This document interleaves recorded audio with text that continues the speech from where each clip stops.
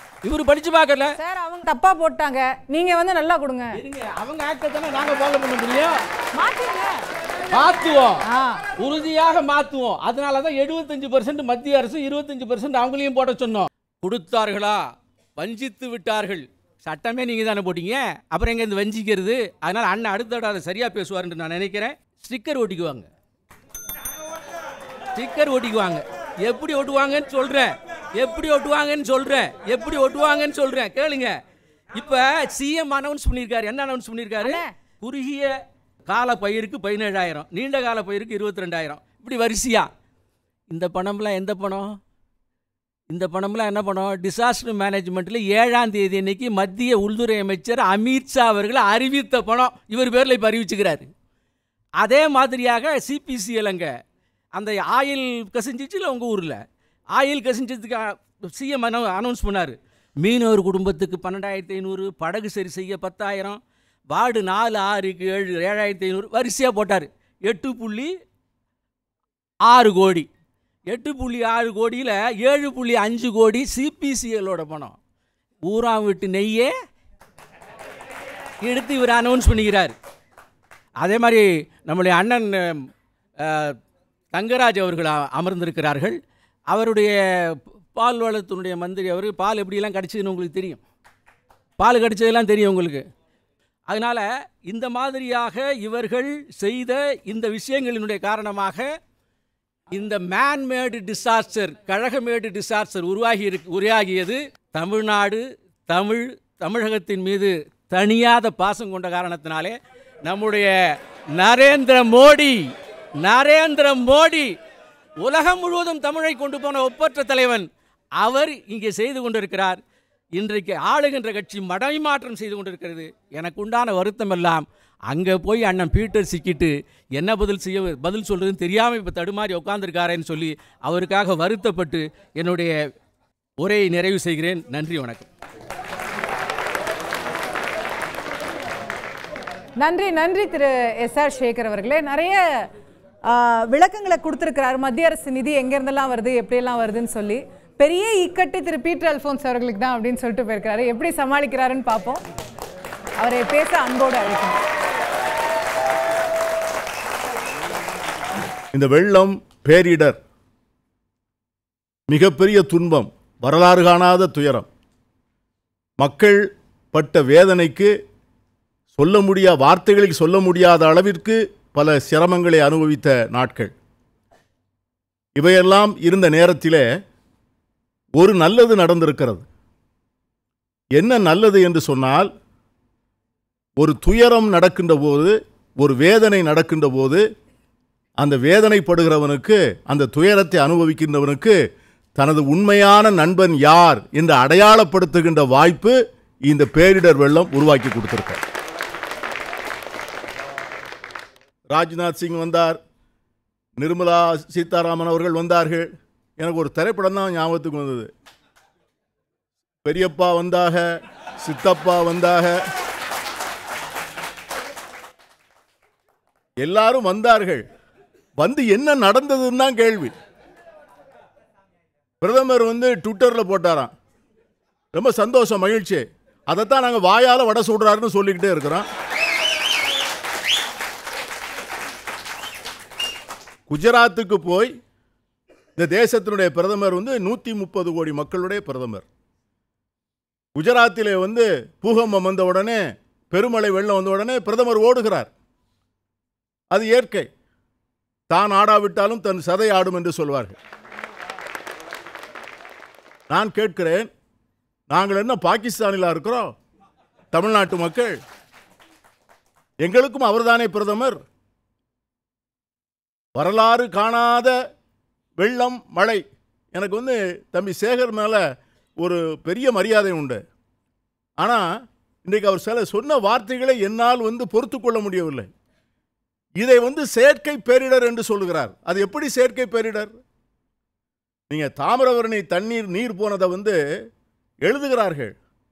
அதாவது ஆற்றில் கரைக்கு மேலே 21 அடி தண்ணீர் போயிருக்கிறது. கரைக்கு 2 பக்கத்திலும் 10 அடி தண்ணீர் போயிருக்கிறது. எங்கே ஆறு, எங்கே சாலை என்று யாருக்கும் தெரியவில்லை.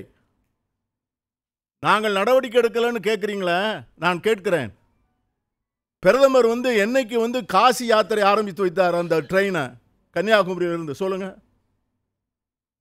என்னைக்கு பேரிடர் மழை வெள்ளம் கொட்டென்று கொட்டியதோ அன்று மாலை 6 மணிக்குத்தான் கன்னியாகுமரியிலிருந்து காசிக்கு ட்ரெயினை துவக்கி வைக்கிறார். அவருக்கு தெரியாதா? அதனால்தான் என்ன ஆனது என்று கேட்டால், திருச்செந்தூர் ரயில் 6 மணிக்கு புறப்பட வேண்டிய அவசியம் அதனால்தான் ஏற்பட்டது. அன்னைக்கு பிரதமருடைய நிகழ்ச்சி இல்லை என்று சொன்னால் திருச்செந்தூர் ரயில் புறப்பட்டிருக்காது. தென் மாவட்டத்தில் உள்ள அனைத்து ரயில்களும் ரத்து செய்யப்பட்டிருக்கும். ஸ்டிக்கர் ஒட்டினதுன்னு சொன்னார்.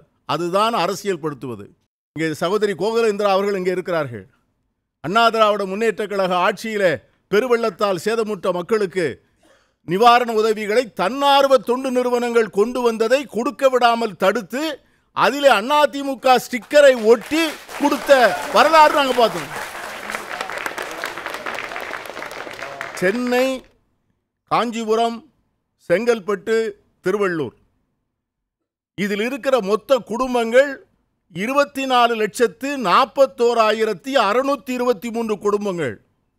24,41,623 குடும்பங்கள். இன்றைக்கு வரை, இன்று மாலை 4 மணி வரை 6,000 ரூபாய் பெற்றுக்கொண்ட குடும்பங்கள் எத்தனை தெரியுமா? 23,153,12 12 குடும்பங்கள் 6,000 ரூபாய் நிதியை கொடுத்து முடிந்திருக்கிறது. நான் கேட்கிறேன், இது எங்கேயாவது ஒரு இடத்தில் பதிவு செய்தவர்கள், தகுதியுள்ள ரேஷன் கார்டு பெற்றவர்கள், இதில் தேர்ந்தெடுக்கப்பட்டு டோக்கன் பெற்றவர்கள் இன்னும் பணம் வரவில்லை என்று எங்கேயாவது சொல்லட்டும் பார்ப்போம். டோக்கனே கொடுக்கல. எங்க இன்னைக்கு அரசு கொடுக்கிற அரசு கொடுத்திருக்கிற டோக்கன் யாருக்காவது விடுபட்டு போயிருக்கலாம். 24 லட்சம். அதான் பிரச்சனை. நீங்க கொடுத்த டோக்கன் கொடுத்தவங்களுக்கு எல்லாம் கிடைச்சிச்சு, மாற்று கருத்து இல்ல. ஆனா சில பேர் டிசர்விங்கா இருக்கிறவங்களுக்கு டோக்கனே கிடைக்கல. இன்னைக்கு முதலமைச்சர் சொல்லி இருக்காரு. இன்னைக்கு முதலமைச்சர் சொல்லி இருக்காரு, வழங்கப்படாதவர்களுக்கு மனு கேட்டிருக்கிறார். வருமான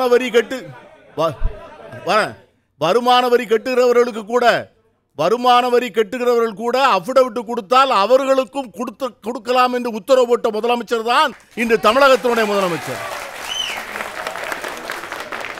தூத்துக்குடி, கன்னியாகுமரி, தென்காசி ஆகிய மாவட்டங்களில் 6,000 ரூபாய் கொடுக்கப்பட்ட குடும்பங்கள் 6,63,760 குடும்பங்கள். நமக்கு பேரிடர் வரும்போதுதான் ஆந்திராவில் பேரிடர் வந்தது. எந்த மாநிலத்திலாவது சுதந்திரம் அடைந்த பிறகு இன்று வரை பாதிக்கப்பட்ட குடும்பங்களுக்கு இதை போல 25 லட்சம் 26 லட்சம் குடும்பங்களுக்கு, தென் மாவட்டங்களை சேர்த்தால் 32 லட்சம் குடும்பங்களுக்கு 6,000 ரூபாய் கொடுத்த ஒரு அரசு சுதந்திர இந்தியாவில் உண்டு என்று சொன்னால் நான் வாபஸ் வாங்கிக்கிறேன். நான் ஒன்று கேட்குறேன், ஹெலிகாப்டர் வந்ததுங்கிறீங்க. 9 ஹெலிகாப்டர் வந்தது, நேவி வந்தது, ஏர்ஃபோர்ஸ் வந்தது. அதுக்கெல்லாம் சும்மா வரல. அதுக்கெல்லாம் எங்களுக்கு பில் அனுப்புவீங்க. நீங்கள் மாநில அரசு பணம் கொடுக்க வேண்டும். அந்த நிஷா புயல், தானே புயலுக்கெல்லாம் ஏன் கொடுக்கலன்றதையும் சேர்த்து சொல்லிட்டு போயிட்டீங்கன்னா பரவாயில்ல. எதுக்கு? நீங்க இருந்தப்போ நிஷா புயல், தானே புயலுக்கெல்லாம் ஒண்ணுமே கொடுக்கலன்னு வருத்தப்படுறாங்க. இல்ல நான் என்ன நிஷா மாநில அரசினுடைய செயல்பாட்டை சொல்லுவதற்கு தான் நான் இங்க இருக்கேன். ஒன்றிய அரசினுடைய செயல்பாட்டை பேச அவர் பேசட்டும். தம்பி சொன்னாரு, இந்த சட்டத்தை ஒன்றிய அரசு போட்டுச்சு, மன்மோகன் சிங் அரசு போட்டுச்சு, இந்த அரசு சட்டத்தை சரியா போடல அப்படின்னு சொல்லிட்டார். நாங்கள் சட்டத்தை ரொம்ப சரியாக தான் போட்டிருக்கிறோம். அந்த சட்டத்தை தயவு செய்து தம்பி சேகர் அவர்கள் படித்து பார்க்க வேண்டும். அது செக்ஷன் 3(1). அதில் என்ன சொல்கிறாங்கன்னு கேட்டீங்கன்னா, இதை போல பெருவெள்ளம், எர்த்குவேக், பூகம்பம், இதை போல பேரழிவு வருகின்ற போது மாநில அரசால் எதிர்கொள்ள முடியாத அளவுக்கு அந்த பேரிடர் சிவியராக இருந்தால் அதற்கு தேசிய பேரிடர் மேலாண்மை நிதியிலிருந்து கொடுக்க வேண்டும் என்று சொல்லவில்லை. நாங்கள் போட்ட சட்டம் உடனடியாக கொடுக்க வேண்டும் என்று தான் சட்டம் போட்டு வைத்திருக்கிறோம். இதான் மன்மோகன் சிங்குடைய சட்டம். நான் என்ன உங்களுக்கு கேட்குறேன், அதாவது இப்போ எல்லாத்தையும் விட்டுருங்க. இன்னைக்கு ஆட்டிடியூடை பற்றி தான் பேச்சு. நீங்கள் எங்களை எப்படி நடத்துறீங்க? இந்த 8 வருடத்தில் ஒன்றிய அரசு ஒட்டு மொத்தமாக தமிழ்நாட்டிற்கு கொடுத்திருக்கிற பேரிடர் மேலாண்மை நிதி 6000 கோடி. இந்த 8 வருஷத்தில் நாம் கட்டியிருக்கிற மொத்த வரி 5 லட்சம் கோடி. இந்த 5 லட்சம் கோடியை வரியாக கட்டின ஒரு மாநிலம் வரலாறு காணாத ஒரு பேரிடரில் நிற்கின்ற போது என்ன ஒன்றிய அரசு என்ன பேடிஎம்மா ஏடிஎம்மா அப்படின்னு கேள்வி கேட்டால் உங்களுடைய வார்த்தைகளும் உடல் மொழியும் நன்றாக இல்லையே. அதற்காக எதையும் குறை வைக்கவில்லை. அத்தனை பேருக்கும் நிவாரண நிதி அளித்திருக்கிறோம். இந்தியாவிலே எந்த மாநிலத்தில் இதை போல ஒரு நிவாரணப் பணி நடந்தது என்று சொன்னால் ஆதாரங்களோடு நிரூபித்தால் நான் ஏற்றுக்கொள்கிறேன். நன்றி, வணக்கம்.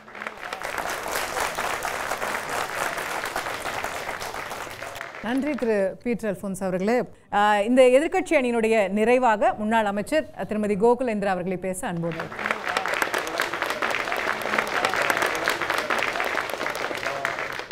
மிக்ஜாம் புயலில் பாதிக்கப்பட்ட அனைவருக்கும் நம்முடைய அனுதாபத்தையும் மறைந்தவர்களுக்கு இரங்கலையும் இந்த நேரத்திலே நாம் தெரிவித்துக் கொள்வோம். இந்த இயற்கை பேரிடர் அப்படிங்கிறத பொறுத்த வரைக்கும் யாராலையுமே எப்போவுமே தடுக்க முடியாத ஒன்று. மழை வெள்ளம் வரும்போது 2015 பற்றி அண்ணன் நம்ம பீட்டர் அல்ஃபோன்ஸ் அண்ணன் அவங்க சொன்னாங்க. அவங்களும் நானும் ஒரே ஏரியாவில் அண்ணா நகரில் தான் சென்னையில் இருக்கிறோம். அப்போ நான் அமைச்சராக இருந்திருக்கேன். அவருக்கு பதில் சொல்லிட்டு தான் என்னோடய உரையவே நான் ஆரம்பிக்கணும்னு இருந்தேன். 2015 இடுப்பளவில் தண்ணி, மார்பளவில் தண்ணி, எல்லா இடங்கள்லையும் அனைத்திந்திய அண்ணா திராவிட முன்னேற்றக் கழகத்தின் மக்கள் பிரதிநிதிகள் எல்லோரும் களத்தில் இருந்தோம் அப்படிங்கிறத தெரிவிச்சுக்கணும்.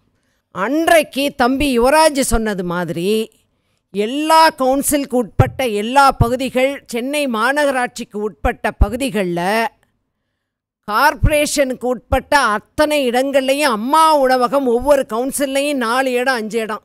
இது திமுகவாக இருந்தாலும் காங்கிரஸாக இருந்தாலும் எந்த கட்சியாக இருந்தாலும் சரி, அன்றைக்கு அம்மா உணவகம் அங்கே பணியாற்றிய பெண்கள் இடுப்பளவும் அதற்கு கீழே கால்லையும் தண்ணியை வச்சுக்கிட்டு கேஸ் சிலிண்டரை வச்சு உணவளித்தது என்பதை யாராலும் மறக்க முடியாது. ஸ்டிக்கர் ஒட்டி அரசியல் செய்ய வேண்டும் என்பது அதிமுகவுக்கு அவசியமே இல்லாத தேவைப்படாத ஒன்று. செம்பரம்பாக்கங்கிறாங்க, அன்னை தவறான செய்தியை சொல்கிறாங்க. எங்களுடைய பொதுச் செயலாளர், முன்னாள் முதலமைச்சர், எதிர்க்கட்சி தலைவர் செம்பரம்பாக்கத்தில் முதலமைச்சர் 1 லட்சம் கன அடின்னு சொல்லும் போதே மிக தெளிவாக அறிக்கை வாயிலாகவும் பத்திரிகை வாயிலாகவும் ஊடக வாயிலாகவும் சொல்லியிருக்காங்க. 35,000 கன அடி தான் திறக்க முடியும், 1 லட்சம் அப்படிங்கிறத தவறாக சொல்லாதீங்க. இன்றைக்கு தென் பகுதியில், தென் மாவட்டங்களில், பாபநாசத்தில் 1,26,000 கன அடியை ஒரே நேரத்தில் நீங்கள் திறந்து விட்டு இந்த அரசுடைய கையாளாகாத தனம், இந்த அரசுடைய நிர்வாக குறைபாடு இல்லை நீங்கள் மறக்க முடியுமா?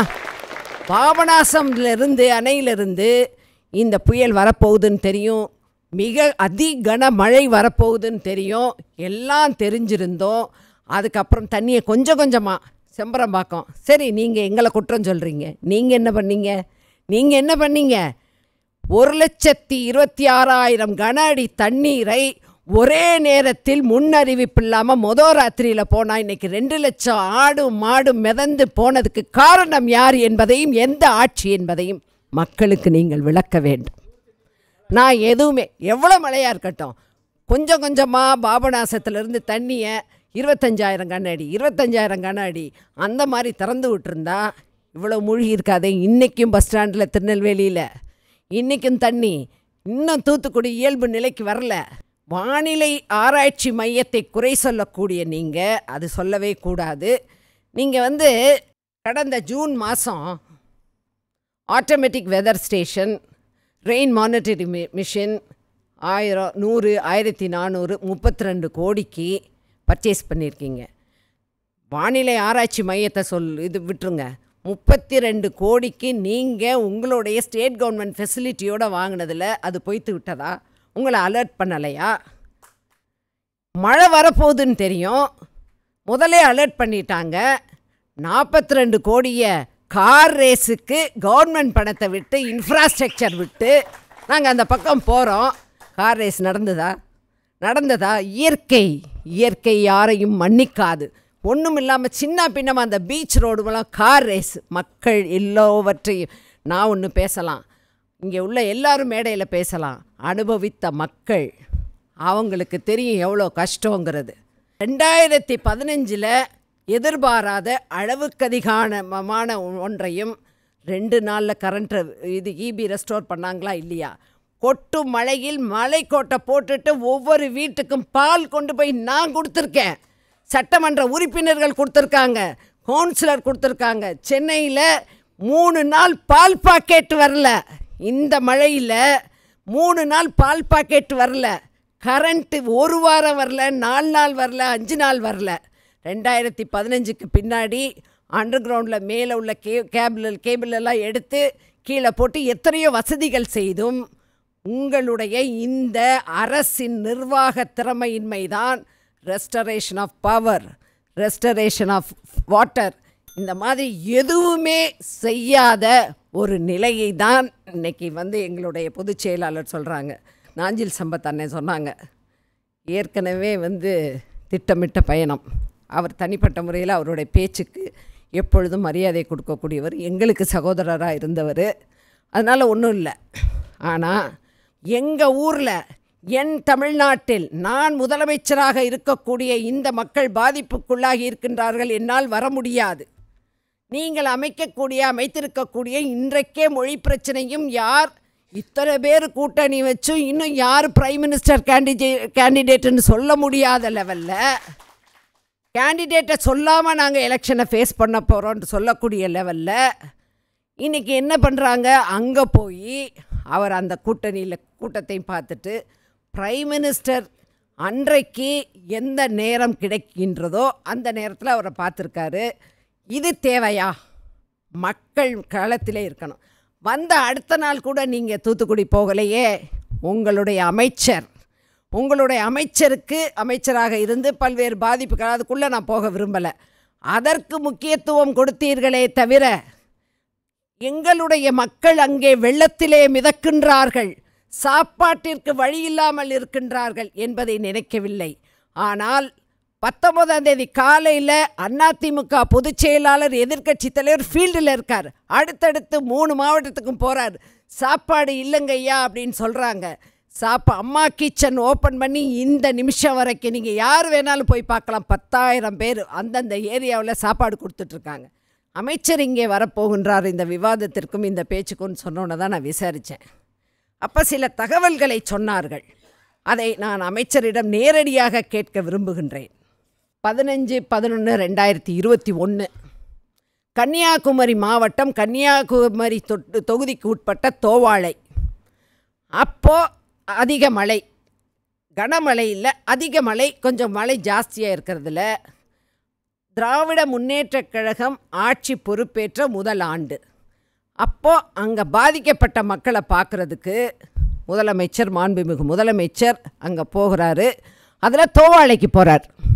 அந்த தோவாளை கன்னியாகுமரி தொகுதியின் சட்டமன்ற உறுப்பினர் அண்ணன் தளவாய் சுந்தரம், அதிமுகவின் சட்டமன்ற உறுப்பினர்.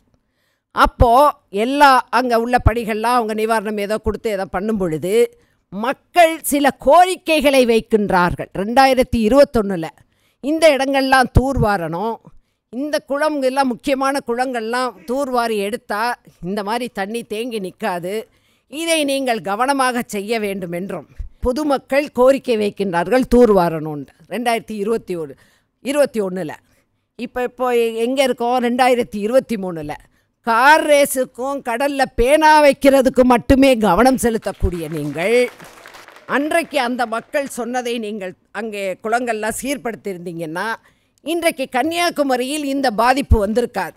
இதுதான் ஒரு நிர்வாக திறமையற்ற ஒரு பொம்மை முதலமைச்சர் ஆட்சிங்கிறத நாங்கள் சொல்கிறோம்.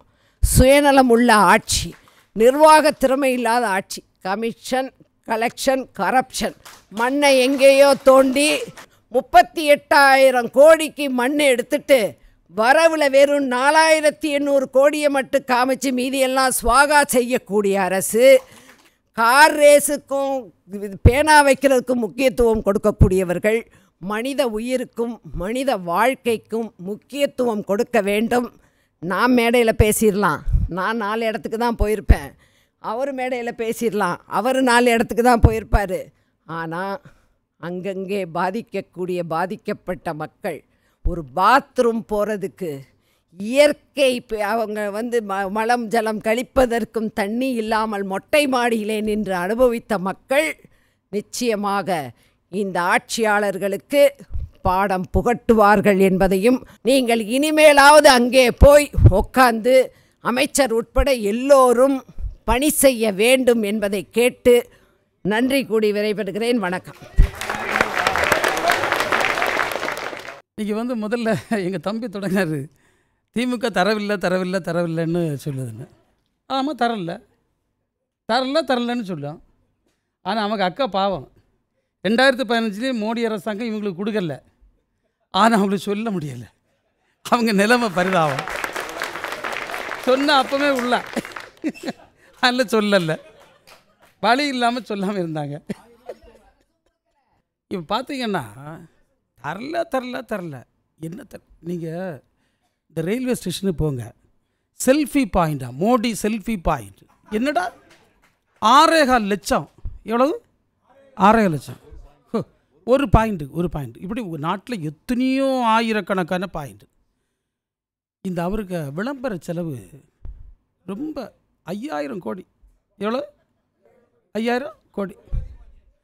அவரு கூட ரொம்ப குஷியாக ஒரு ஆள் உருண்டு ஓடிக்கிட்டு இருப்பார்ல, அந்த அதானி, அவர் வகைராவுக்கு இவங்க கழித்து விட்ட பணம் 25 லட்சம் கோடி.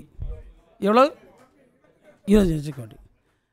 2015 அவங்க அழுததுலேருந்து 2021 நம்ம அழுதது வர நம்ம கேட்ட பணம் 1.25 லட்சம் கோடி.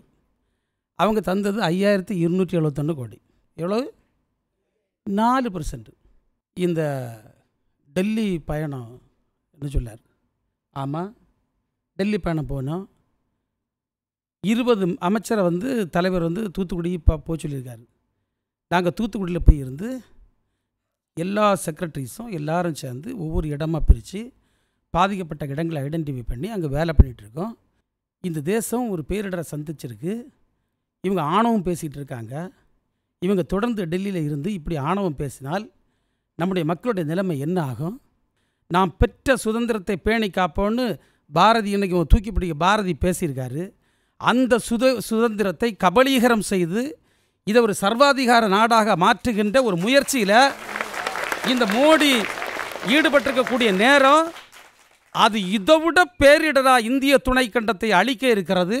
இந்த நேரத்தில் அதற்கு எதிரான ஒரு கூட்டணி அமைக்க வேண்டிய கடமை திமுகவுக்கு இருக்கிறதா இல்லையா? அதனால தான் போனோம்.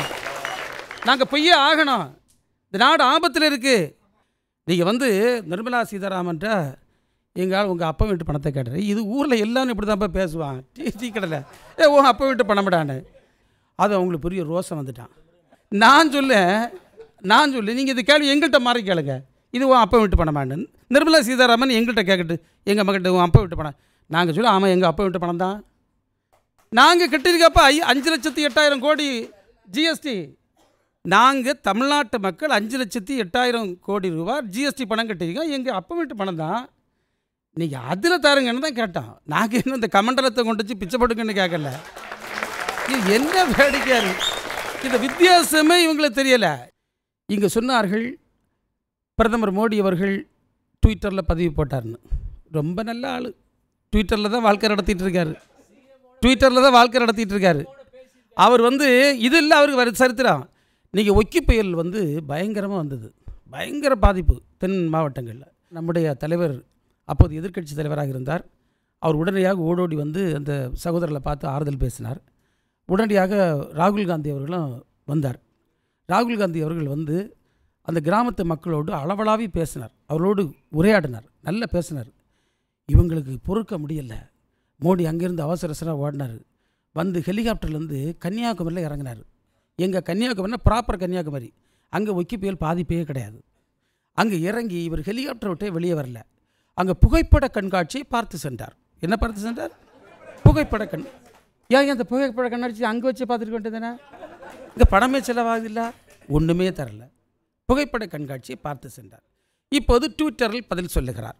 எல்லோரும் சொன்னார்கள் நீங்கள் state disaster fund, national disaster fund, இதில் ஸ்டேட் டிசாஸ்டர் ஃபண்டுக்கு நேஷ்னல் டிசாஸ்டர் ஃபண்டு ஒவ்வொரு ஆண்டும் 900 கோடி ரூபாய் ஒதுக்கணும். அந்த பணத்திலையும் நமக்கு பாக்கி வச்சுருக்கு. அந்த பாக்கியில் தான் 450 கோடி ரூபா தந்தாவளே தவிர ஒத்த பைசா இப்போ அந்த பாதிப்பு கண்டினியூ செய்யலை, வரல. அவங்க இப்போ தான் கணக்கு கூட்டிகிட்டு இருக்காங்க, எவ்வளோ பாதிப்பு, என்ன ஏது எங்கே. இப்போ போட்டிருக்கிறதெல்லாம் ஸ்டேட் டிசாஸ்டர் ஃபண்டு. ரெண்டா நீங்கள் வந்து அக்கா வந்து ரொம்ப ஆவேசமாக சொன்னாங்க, மாநில அரசு தவறிவிட்டது 2015 நீங்கள் செம்பரம்பாக்கம் அறிய திறந்தீங்க, 440 பேர் இறந்து விட்டார்கள். இப்போ 17 பேர் தாங்க, 17 அன்னைக்கு 440 எண்ணி பாருங்க. ஒன்று இல்லை, கண்டிப்பாக ஒரு உயிர்னா கூட அது துயரப்பட வேண்டிய விஷயம். நீங்கள் பார்த்தீங்கன்னா அந்த இந்த மெட்ரியாலஜிக்கல் டிபார்ட்மெண்ட் வந்து ரொம்ப கவனமாக வேலை செய்திருக்குன்னு அண்ணன் பேசுகிறார். நம்ம நடுவில் இருக்கார் அண்ணன், பிஜேபி அண்ணன். மெட்ரியாலஜிக்கல் டிபார்ட்மெண்ட்டு அது என்ன சொல்லுதுன்னா, 3ஆம் தேதி காலையில் சொல்லுது எங்கே ஹெவி ரெயின் பெய்யுமா. என்னைக்கு இங்கே 2ஆம் தேதி ராத்திரியே மழை தொடங்கியாச்சு. 2ஆம் தேதி ராத்திரியே மழை தொடங்கியாச்சு. 3ஆம் தேதி மழை பெய்யுமா. ஆமாம், அது இதை மாதிரி சொல்லலை, ஸ்ட்ராங் மழைன்னு சொல்லலை. ரெக்கார்டுனா இருக்குது, என்ன பார்த்துருக்கேன் அண்ணன். இது மெட்ரியாலஜிக்கல் டிபார்ட்மெண்ட்டுடைய அறிவிப்பு தான் செராக்ஸ் எடுத்துகிட்டு வந்திருக்கேன். அவன் சொல்லியிருக்கான் இந்த ரெட் அலர்ட் என்ன இப்படி தான் 3ஆம் தேதி காலையில் கொடுத்துருக்கு. என்ன இருக்குது பார்த்துருக்கேன், ரெட் அலர்ட்டு 3ஆம் தேதி கொடுக்கேன். 3ஆம் தேதி பாதி வேலை முடிஞ்சாச்சு. அதுலேயும் எங்கேயாவது அதில் என்ன சொல்லியிருக்காங்கன்னா, எக்ஸ்ட்ரீம்லி ஹெவி ஃபால்ஸ் எபவ் 204 204க்கு மேலே வரணும். அன்றைக்கி பெஞ்சு எவ்வளோ தெரியுமா, 650. சரித்திரத்தில் காணாத மழை. நம்ம வந்து திருப்புகழ் கமிட்டியை நியமனம் செய்து அவர்கள் சொன்ன பரிந்துரையை ஒரே நாளில் நடத்த முடியாது. அது பக்கமாக இருக்கும். அண்ணன் சொன்னார் 52 பக்கம், அதை கூட உண்மை சொல்லாருன்னு நினச்சேன், அதையும் போய் சொல்லிட்டாரு. அது 650 பக்கம் அறிக்கை. எத்தனை பக்கம் அறிக்கை? 650 பக்கம் அறிக்கை. அவர் நிறைய விஷயம் சொல்லியிருக்காரு. அந்த விஷயங்களில் ஒன்றா படிப்படியாக நிறைவேற்றிட்டு இருக்கோம். நம்ம அமைச்சர் நேரு ஒன்று சொல்லியிருக்காரு, 5000 சில்லற கோடி ரூபாய் ஒதுக்கீடு அது நாங்கள் வந்து பண்ணணும். நீங்கள் வந்து இந்த மழை தென் மாவட்ட மழைக்கும் இதே மாதிரி தான், மழை எல்லாம் முடியுது. அந்த 18ஆம் தேதி சொல்லாங்க, இது 18ஆம் தேதி அவங்களுக்கு அறிவிப்பு, 18ஆம் தேதி சொல்லாங்க மழை பெய்யணும். 18ஆம் தேதி கதையே முடிஞ்சு பாடுறது அவ்வளோ முதல் பஞ்சாச்சு. அப்போ நீங்கள் வந்து எல்லாவற்றிலையும் தவறு. நீங்கள் வானிலை அறிக்கை இப்படி சொல்லுச்சுல்ல, உங்களுடைய நேஷனல் டிசாஸ்டர் ஃபோர்ஸ் என்னைக்கு வந்தது, உங்களுடைய முப்படைகள் என்னைக்கு வந்தது, என்னைக்கு வந்து களத்தில் இறங்குச்சு. அப்புறம் நீங்கள் முன்னாலே வந்து இருக்கண்டாமா, ஏன் மாநில அரசு நாங்கள் வரி கட்டுக்கிறோமே, அண்ணன் கேட்டது மாதிரி நாங்கள் வரி கட்டுவதோட எங்கள் வேலை முடிச்சுதா, எங்களுக்கு நீங்கள் திரும்பி செய்ய வேண்டிய வேலைகள் இல்லையா. நாங்கள் திமுகக்காரன் அதே போல் இந்த சமூகத்தை பற்றி எண்ணிய நண்பர்கள்லாம் களத்தில் இறங்கி பணியாற்றினார்கள். ஒவ்வொரு டிபார்ட்மெண்ட்டுக்காரனும். பிஜேபி ஹேஷ்டாக் ப்ரமோஷனா, என்ன ஹேஷ்டாக் ப்ரமோஷன் ட்ரெண்டிங். அவங்க ட்விட்டரில் ட்ரெண்டிங். குருநாதரை போல தான் இவனோட. அங்கே குருநாதர் ட்விட்டரில் பதில் சொன்னாராம், இவங்களும் ட்விட்டரில் இருந்துக்கிட்டு ஹேஷ்டாக் ப்ரமோஷன் ட்ரெண்டிங் பண்ணிகிட்டு இருந்தாங்களாம். எவ்வளோ பெரிய சங்கடம். எத்தனை ஆயிரம் பணியாளர்கள் களத்தில் இருந்த பணியாளர்கள் நீங்கள் வந்து அப்போ நீங்கள் வெக்கக்கடா பேசுதலாம், திறக்குறவா பேசுதலாம், மோசமாக பேசுதலாம். எத்தனை ஐஏஎஸ் ஆஃபீஸர்ஸ் போய் இருந்து பேசுனாங்க, அவங்கள வேலை செய்தாங்க, அவங்கள நீங்கள் மட்டமாக பேசுதலாம். யாருக்கு வீட்டுக்கு போக முடிஞ்சது, இப்படி பேசவே கூடாது. இன்றைக்கி அவர் தம்பி பாலை பற்றி ஒரு சந்தேகம் கேட்டார். நான் சொல்லுகிறேன், எவ்வளவு மிகைப்படுத்தி பேசுகிறாள் என்பதற்கு. எதுவும் தெரியாமலே பேசு. நீங்கள் வந்து பால் வளத்துறைக்கு நான் இப்போ தான் அமைச்சரானேன். சென்னையில் வந்து 20 லட்சம் லிட்டர் பால் மொத்தம் எல்லா கம்பெனியுமா விற்கிது. அதில் 15,30,000 ஆவின் விற்கிது. மீதி இருக்கக்கூடிய அத்தனை தனியாரம் சேர்ந்து தான் மீதி 4,70,000 விற்கிது. இதில் அன்னைக்கு யாரும் வர முடியலை. அதையும் சேர்த்து யார் பேர் பண்ணா, நாங்கள் பேர் பண்ணோம். அவங்க டெட்ரா பேக்கை கொண்டு வந்தாங்களா, நாங்கள் எத்தனை டன் பால் பவுடர் உடனடியாக இறங்கி களத்தில் கொடுத்தோம். இன்றைக்கி வந்து பாலுக்கு விலை 2வது முறையாக இந்த அரசாங்கம் வந்த பிறகு பாலுக்கு கொள்முதல் விலையை கூட்டியிருக்கோம் 3 ரூபா, விற்பனை விலையை 3 ரூபா குறைச்சிருக்கோம். அதுக்கப்புறம் இப்போ திரும்பவும் விற்பனை விலையை கூட்டாமல் கொள்முதல் விலையை மீண்டும் 3 ரூபா கூட்டி விவசாயிகள்லாம் கையெடுத்து கும்பிட்டு இருக்கான். கன்னியாகுமரி மாவட்டத்தில் நான் சவாலாக சொல்லுகிறேன், எங்களுக்கு 2 பருவமழையும் இந்த தடவை ஒழுங்காக பெஞ்சுது. சவுத் வெஸ்ட் மன்சூனா, நார்த் ஈஸ்ட் மன்சூனா. இந்த பேராபத்து வருவதற்கு முன்னால் வந்து அத்தனை அணையும் அத்தனை நீர்நிலைகளும் முழுமையாக நிரம்பி இருக்கிறது. முழுமையாக நிரம்பி இருக்கக்கூடிய நேரத்தில் 650 மில்லிமீட்டர் 65 சென்டிமீட்டர் மழை பெய்யுது. இதை யோசித்து கூட பார்க்க முடியாது. இது இன்னொரு ஆட்சியில் நடந்திருந்தால் அதை கற்பனையாக பண்ண முடியாது. அந்த இடத்துல ஒரு உயிர் சேதம் இல்லாமல், ஒரு வீடு உடையாமல், ஒரு பெரிய பாதிப்பு இல்லாமல் அத்தனை வேலையும் அன்று இரவே முடித்துவிட்டு மறுநாள் காலையில் நான் தூத்துக்குடி சென்றிருக்கின்றேன் என்றால் நீங்கள் கன்னியாகுமரி எவ்வளோ பாதுகாக்கப்பட்டிருந்து பாருங்கள். இதுக்கு யாரும் பதில் சொல்ல முடியாது. ஒரு பேரிடர்கள் வருகின்ற நேரத்தில் எதிர்க்கட்சி ஆளுங்கட்சி என்ற ஒரு துணி இல்லாமல் எல்லோரும் இணைந்து செய்ய வேண்டும். அதைத்தான் கொரோனா காலகட்டத்தில் திராவிட முன்னேற்றக் கழகம் செய்தது. அதைத்தான் 2018 பெருவெள்ளம் சென்னையில் ஏற்பட்ட நேரத்தில் திராவிட முன்னேற்றக் கழகம் செய்தது. பெற்ற ஜனநாயகத்தை பேணி காப்பதற்கும் நாம் பெற்றிருக்கக்கூடிய இந்த மக்களாட்சி தத்துவம் நீண்ட காலம் இருப்பதற்கும் நிச்சயமாக பிஜேபி என்கின்ற ஒரு கட்சி இனி வந்தால் அது பேரிடராகத்தான் முடியும். நீங்கள் எல்லாம் பார்த்து காரியங்களை செய்யுங்க.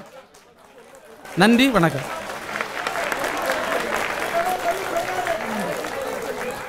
அமைச்சர் அவர்களுக்கு நன்றி. அண்ணன் நாஞ்சில் சம்பத் அவர்கள் எப்பயும் என்னை உரிமையோடு திட்டுவார், அதனால் நானும் அவருக்கு உரிமையோடு பதில் சொல்லலான்னு நினைக்கிறேன். காலம் கடந்த ஒரு விவாதம், காலம் கடந்த தலைப்புன்னு சொன்னார். பணிவோடு சொல்லிக்கிறேன்னு, காலத்தின் தேவை இந்த தலைப்பு. காலநிலை மாற்றத்தை பற்றியும் பேரிடர் மேலாண்மையும் பேசாமல் நீ எந்த கட்சியும் எந்த தேர்தலையும் சந்திக்க முடியாது. அந்த அளவுக்கு நாங்கள் பட்டுட்டோம். அந்த அளவிற்கு மக்கள் நிறைய 2015 பார்க்குறோம், அதுக்கு முன்னாடியிலேருந்து பார்க்குறோம். புயல், மழை, பேரிடர், வீட்டுக்குள்ளே தண்ணி. யாரோ ஒரு நண்பர் குறிப்பிட்டார், அண்ணன் குறிப்பிட்டாருன்னு நினைக்கிறேன். தண்ணி வரும்போது திமுக காரரா, அதிமுக காரரா, பிஜேபி காரரான்லாம் பார்த்துட்டு வர்றது இல்லைல்ல. தண்ணி எல்லார் வீட்டுக்குள்ளேயும் தானே வருது. எல்லாரும் தானே சாப்பாட்டுக்காக நிற்கிறோம். எல்லார் வீட்லேயும் தானே கரண்ட் போகுது. எந்த ஆட்சி இருந்தால் என்னங்க? இந்த பேரிடர், இந்த இயற்கை, இந்த காலநிலை மாற்றம், கிளைமேட் சேஞ்ச், இதெல்லாம் நம்ம புத்தகத்தில் படிக்கிறோம், பேசுகிறோம். அதை அரசியல் மேடைகளில் பேச வேண்டிய அவசியத்தை அன்றாடம் இயற்கை நமக்கு உணர்த்தி கொண்டே இருக்கின்றது. யார் வேலை செய்கிறாங்கன்னு பார்க்க வேண்டிய அவசியம் இருக்க தான் செய்யுது. யார் ப்ரிப்பேர்டாக இருக்காங்க, யார் நீர்நிலைகளை தூர்வாடுறாங்க, இதெல்லாம் தேர்தல் பிரச்சனைகளாக மாற வேண்டிய காலத்தை நம்ம இயற்கை நமக்கு ஏற்படுத்தி விட்டது. முன்னெல்லாம் தேர்தலில் என்ன பிரச்சனை? எவ்வளோ கொடுத்தாங்கன்னு ஒரு பிரச்சனை, அது வேற, நான் அதை கேட்கல. எங்கள் வீட்டில் எங்கள் ஏரியாவுக்கு ரோடு போட்டாங்களா? எங்கள் ஊரில் ஃபேக்ட்ரி வந்துச்சா? இந்த வருஷம் விவசாயத்துக்கு இவ்வளோ கொடுத்தாங்களா? இவ்வளோ தானே பிரச்சனை. எத்தனை அடி தண்ணி வந்துச்சுன்னு பிரச்சனைங்க. 2015 எவ்வளவு திறந்தாங்க, 2023 எவ்வளவு திறந்தாங்க? இது நம்ம தேர்தலில் பேச வேண்டிய பிரச்சனையான்னு நம்ம யோசிக்கணும். முதல் அதில் சண்டை. எங்கள் ஆட்சியில் 3 அடி தான் தண்ணி நின்னது, அவர்கள் ஆட்சியில் 5 அடி. என்னங்க, தண்ணியே நிற்க கூடாதுங்க. மத்திய அரசு கொடுக்க வேண்டுமா? ஆமா கொடுக்க வேண்டும். மாநில அரசு செய்ய வேண்டுமா? ஆமா செய்ய வேண்டும். அப்போ இது எல்லாருக்குமான கூட்டு பொறுப்பு இதில் நிச்சயமாக இருக்கிறது அப்படிங்கிறத நம்ம அவசியமாக பார்க்க வேண்டியிருக்குது. 2015 பெரிய வெள்ளம் வந்ததுங்களாயா? நம்ம எல்லாம் என்ன பேசணும்? ஏரியில் வீடு கட்டாதீங்க சொன்னோமா? ஏரியில் வீடு கட்டாதீங்க, ஏரியில் ஃபேக்ட்ரி கட்டாதீங்க, ஏரியில் காலேஜ் கட்டாதீங்க, வேண்டாம், அதுக்கு ஏதாவது ஒரு முடிவு கட்டுவோம். 8 வருஷம் ஆச்சு, இன்னும் ஏரியில் வீடு கட்டிட்டு இருக்கோம். 2015க்கு பிறகு எத்தனை 6 ஆண்டுகள் அதிமுக ஆட்சி இருந்ததா? ஏரியில் வீடு கட்டியிருக்கோம். அதுக்கப்புறம் 2 ஆண்டுகள் திமுக ஆட்சி இருந்ததா? அந்த 2 ஆண்டுலையும் ஏரியில் வீடு கட்டி. இன்னைக்கு கார் மிதக்குது பள்ளிக்கரணையில். என்ன பாடங்களை நாம் கற்றுக்கொண்டோம் அப்படிங்கிறத நம்ம அனைவருமே திரும்பி பார்க்க வேண்டியிருக்கு. கட்சி பேதமின்றி பார்க்க வேண்டிய விஷயமாக இருக்குது. பேரிடர்களை எதிர்கொள்ள வேண்டிய அவசியம் நமக்கு இன்னும் எதிர்காலத்தில் வந்து கொண்டே இருக்க போகிறது. அப்போ இதில் இந்த கட்சியா அந்த கட்சியான்னு பார்க்காம நாம் அனைவரும் சேர்ந்து, இங்கே அமைச்சர் குறிப்பிட்டாங்கன்னு நினைக்கிறேன், எல்லாரும் சேர்ந்து ஒன்றா உட்காந்து இதுக்கு என்ன பண்ணுறதுன்னு முடிவெடுக்க வேண்டிய கட்டாயத்தில் நம்ம இருக்கிறோம். இந்த தேர்தல் 2024 அப்படிங்கிறது தெரிஞ்சோ தெரியாமலோ அப்படி அமைஞ்சு போச்சு. டிசம்பர் மாதம் பேரிடர், 4 மாதத்தில் தேர்தல் வரப்போகுது. நாங்கள் தான் செய்தோம் அப்படின்னு இவங்க, இல்லை இல்லை நாங்கள் தான் செய்தோம் அப்படின்னு இவங்க. ஏப்ரல் மாதம் சொல்லுவாங்க யார் செஞ்சாங்க. சென்னையில் மட்டும் 3 நாடாளுமன்ற தொகுதி வரப்போதா? காஞ்சிபுரம், திருவள்ளூர், செங்கல்பட்டு சேர்த்தா 6, சவுத்தில் ஒரு 4 தொகுதி. இந்த 10 தொகுதியில் தெரிந்துவிடும் இந்த பேரிடரை யார் சரியாக கையாண்டது அப்படின்னு. அந்த மக்கள் தீர்ப்புக்காக நம்ம காத்திருப்போம். ஆனால் இது இந்த பேரிடருக்கு மட்டுமான தீர்ப்பு தான். இன்னும் நம்ம ஃப்யூச்சரில் பார்க்க வேண்டியது நிறைய இருக்க போகுது. மத்திய அரசில் இருக்கிறவங்களோ மாநில அரசில் இருக்கிறவங்களோ கட்சி பேதமின்றி இந்த விஷயத்தை அணுக வேண்டும் அப்படிங்கிறது தான் நிச்சயமாக மக்களுடைய கோரிக்கையாக இருக்க முடியும். அவர்கள் செவி சாய்ப்பார்கள் அப்படின்னு நம்ம நம்புவோம்.